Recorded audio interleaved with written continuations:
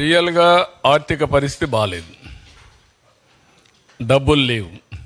నిన్నే ఢిల్లీలో పోయి అందరినీ కలిసి రిక్వెస్ట్ చేసి వచ్చాను. ఒక పక్క ఎవ్రీ డే టు డే 1,00,000 కోట్లు ఎంత ఉంది, అది కూడా రేపు ఎల్లుండి తీస్తాం, అప్పుడు ఫైనాన్స్ అప్పుడు చెబుతాం.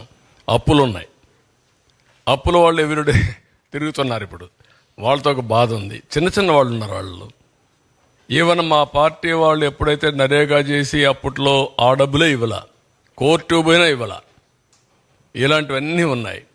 అవన్నీ క్లియర్ చేయాలి.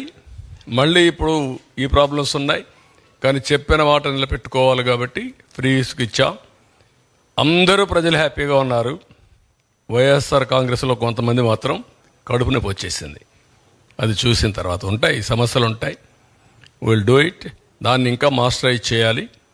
ఎక్కడ ఎవ్వరు కూడా మిస్యూజ్ చేయకుండా దాన్ని ప్రాపర్గా ప్రజలకు అందే విధంగా చేయాల్సిన అవసరం ఉంది. Will do it. Thank you. తగ్గంగా అది 1/4 వచ్చేసింది కొద్దికల్లా.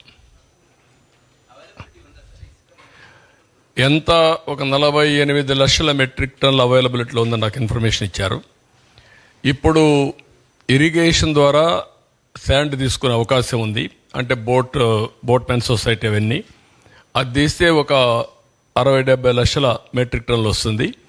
ఆ రేటుకే వాళ్ళు చేసిన రేటు సేమ్ రేట్ చేసి ఎక్కడంటే అక్కడ తీసేపోమంటున్నాం. జిల్లా అడ్మినిస్ట్రేషన్ డిసైడ్ చేసుకుంటారు. ఈ 3 నెలలు మేనేజ్ చేస్తే తర్వాత కొత్త పాలసీ వస్తుంది.